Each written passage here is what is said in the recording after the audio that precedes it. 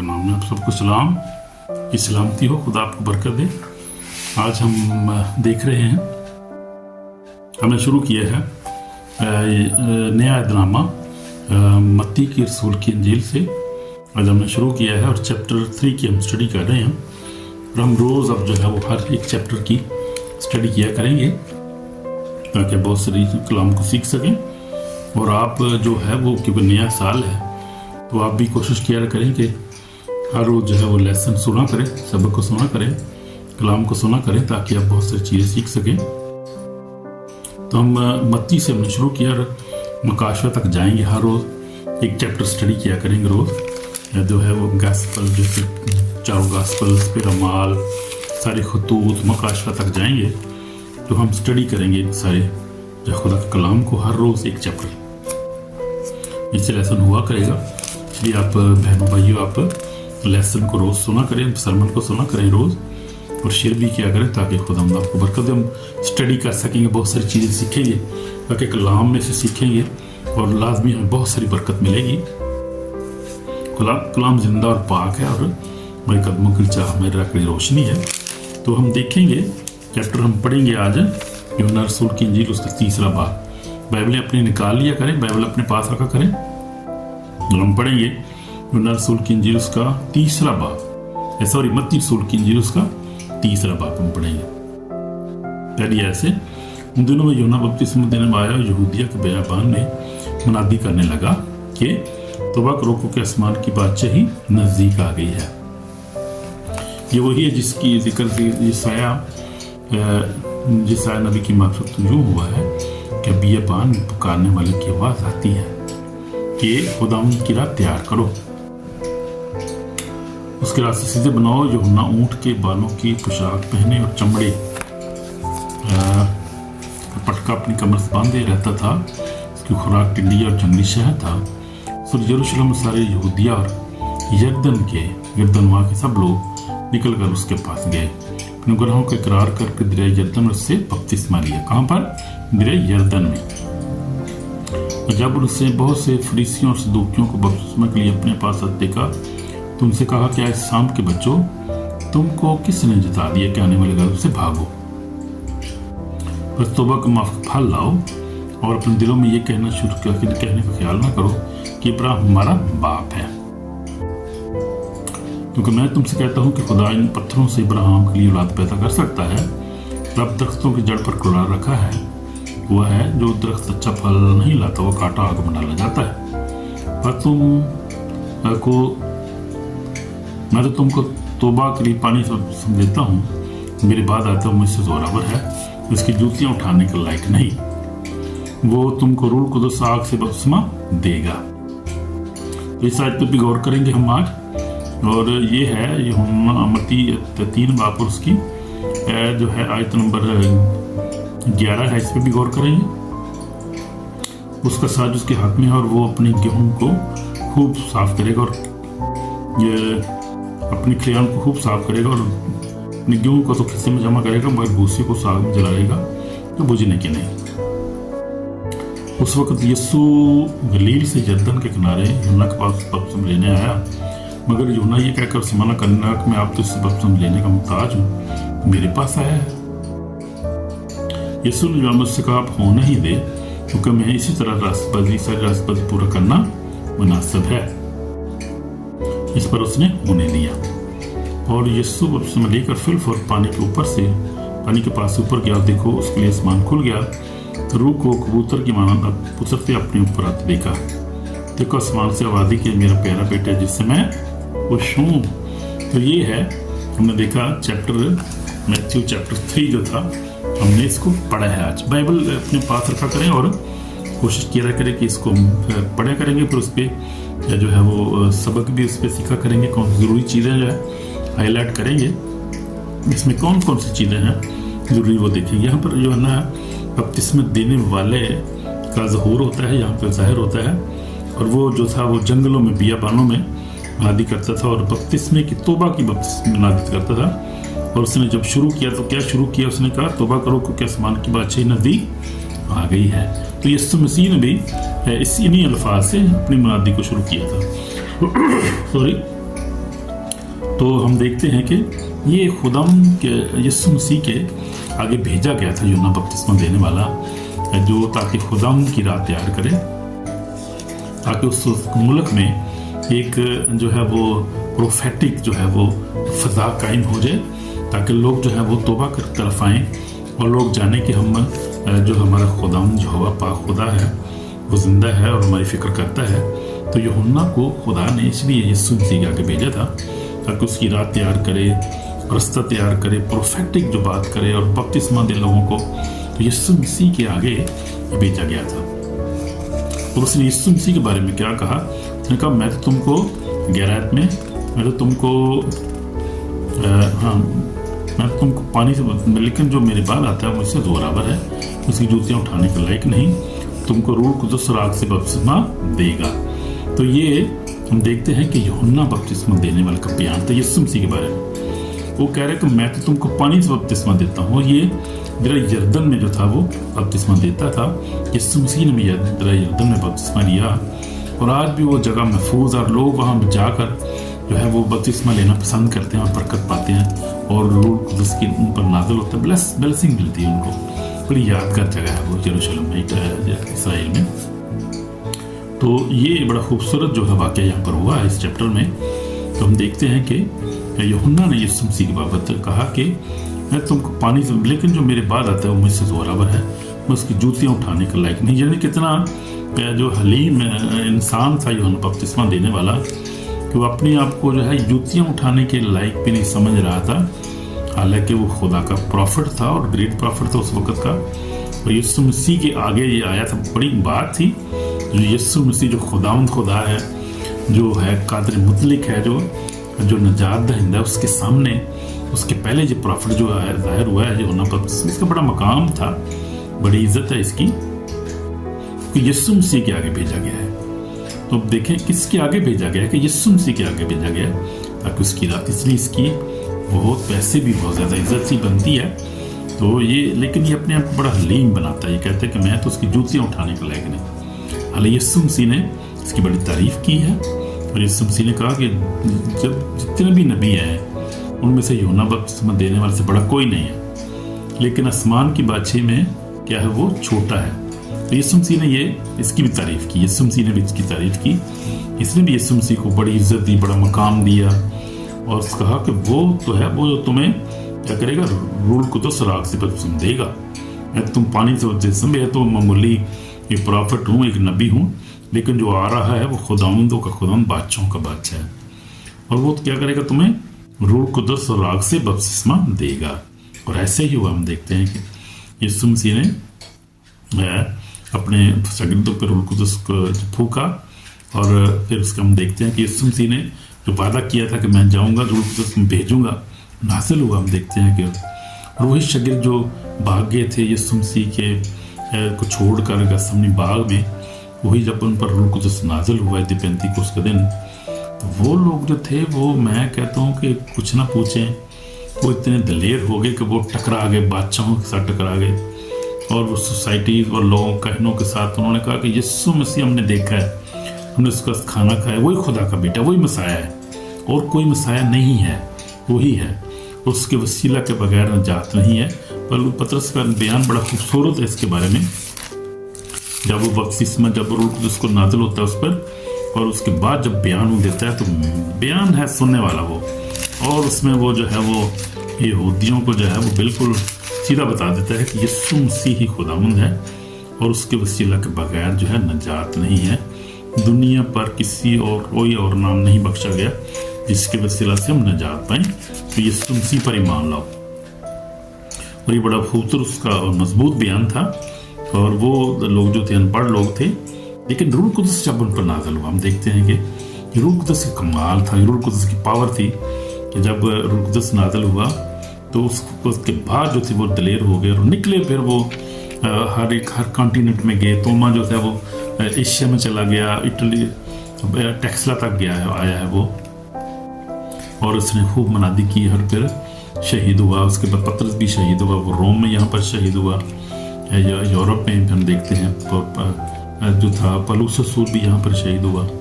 तो ये सब जो थे ये दलेर आदमी बन गए भाई। मैं कहता हूँ कुछ ना पूछो, आजकल के खादमीन की तरह नहीं थे ये, बुज़दिल नहीं थे ये। जब रूह कुदस नाज़िल हुआ तो ये लोग, इन लोगों ने अपने घर पर छोड़ दिए, बच्चे छोड़ दिए खुदा की मनादी करने के लिए, और शहरों में, गाँव में, जहाँ जहाँ चले गए, जहाँ जाते हुए आम जो है वो बंदा डरता है, ये लोग वहाँ गए और वहाँ मनादी की, जहाँ बात नहीं की जा सकती किसी के सामने, ने वहाँ पर मनादी की। हम देखते हैं बड़े दलेर है खुदा के। उन्होंने दुनिया बदल दी।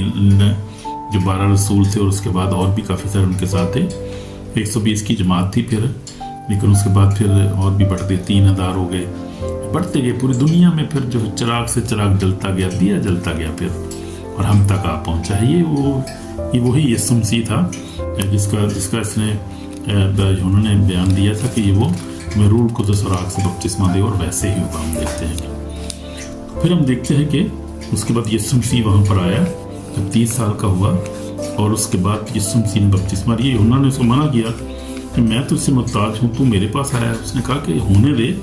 यीशु मसीह ने उससे कहा कि अब तू होने दे, हम इसी तरह सारी रास्तबाजी पूरा करना, मुनासिब अवसर उन्हें होने। तो रास्तबाजी मुनासिब क्या है, पूरा रास्तबाजी से मुराद क्या है? इस तरह हमें सारी रास्तबाजी पूरा करना है। तो हमें भी इस तरह रास्तबाजी से मुराद ये है कि हमने भी यही पैटर्न इस्तेमाल करना है रूह कुदस की रहनुमाई में, और जैसे खुदा की मर्जी है ऐसे ही बपतिस्मा हमने लेना है, जिस तरह यीशु मसीह ने बपतिस्मा लिया। और जिस तरह उसके बाद रसूलों ने बपतिस्मा देना शुरू कर दिया। हम देखते पूरे अंजील में, खैर शरवा अंजील में, कि वो भी दरिया यरदन पे जाके बपतिस्मा देते थे, और भी जहाँ जहाँ होता, लेकिन वो जो है वो बपतिस्मा देते थे सही तरह, बिल्कुल नाक पकड़ के ऐसे बीच में बंदे को ऐसे डुबके लगाते थे बीच में। वो बपतिस्मा जो यीशु मसीह ने ऐसी बपतिस्मा लिया था, तो वो हमने फॉलो करना है। बपतिस्मा असल यही, वही शायद रास्तबाजी यही है कि यीशु मसीह ने उस रास्तबाजी को पूरा किया, इसलिए हमने भी रास्तबाजी को पूरा करना है। मुझे याद है कि जब मैंने तौबा की थी तो मुझे पहले रूह कुदस का बपतिस्मा, और ये खुदा की मर्जी है, किसी को रूह कुदस पहले मिल जाता है, किसी को बाद में मिलता है। तो जब मैंने तौबा की उस वक्त हमें रूह कुदस का बपतिस्मा हुआ, और हमने गैर ज़ुबानों के साथ बपतिस्मा मिला। उसके बाद मैंने कुछ सालों के बाद जाकर मैंने जो था वो 4-5 साल के बाद शायद जाकर मैंने पानी का बपतिस्मा लिया, जो मौका बना, तो उस वक्त मैंने उधर बपतिस्मा लिया पसरूर में, मुझे याद है।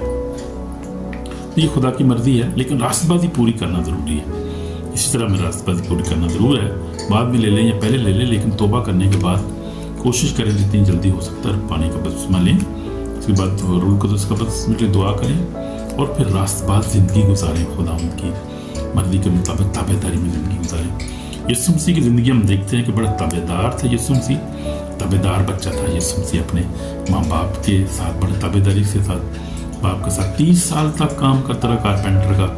हम देखते हैं कि बड़ी ओबीडियंस उसकी लाइफ थी, उसमें कोई माँ बाप से नफरत नहीं करता था, नाफरमानी नहीं करता था, बाहर नहीं घूमने चला जाता था, फिर न लड़कियां नाक पे रंग। नहीं।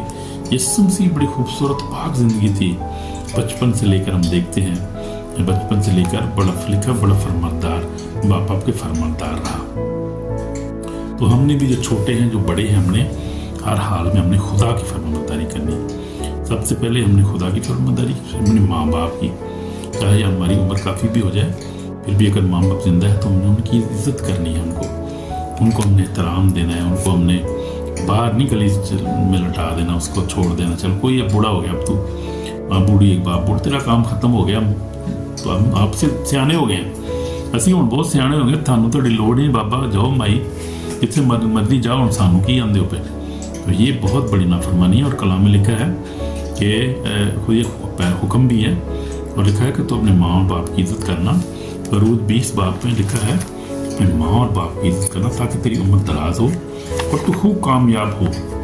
है तो इसमें कामयाबी भी है और सरफराजी भी है माँ बाप की। और यीशु मसीह ने उसको फॉलो किया। यीशु मसीह कलाम को जानता था, जो है वो कुदस के वसीला से पैदा हुआ था, वो पाक था, उसके ख्यालात पाक थे, उसके सारे काम पाक थे। हम देखते हैं कि यीशु मसीह एक खूबसूरत नमूना है जो कलाम पर अमल करने वाला है। हमें बच्चा मिलता है, फिर जवान मिलता है, हमें बड़ा हो गया, जवान हो गया, और फिर अपने खुदा यीशु मसीह ने अपनी सारी ज़िंदगी अपने, तो लिखा है खरूद 20 बाप और उसकी बारात पढ़ रहा हूँ तो अपने बाप और माँ की इज्जत करना, ताकि तेरी उम्र उस मुल्क में जो खुदा तेरा खुदा जो देता है दराज हो। ये बात, इसमें उम्र की दराजी है, इसमें बरकत है हमारे लिए माँ बाप की। जिस तरह यीशु मसीह बड़ा फर्माबरदार था, यीशु मसीह ने रास्तबाजी को भी पूरा किया, यीशु मसीह ने रास्तबाजी को पूरा किया। हमने भी रास्तबाजी पूरी करनी है और रूह कुद्दस को हासिल करना है। रूह के फल, रूह की नेमतें हमें अपनी मांगने अपनी ज़िंदगी में, उसमें मोहब्बत, खुशी, तमन्ना, तअम्मुल, इल्म, परहेज़गारी, ताबेदारी भी उसमें शामिल है। तो खुदा ने जो हमें रूह देता है वो क्या कुदरत का, मोहब्बत, तरबियत का रूह है वो, और हमने उस रूह के ताबे। तो यीशु मसीह ने सारी चीज़ें को पूरा किया।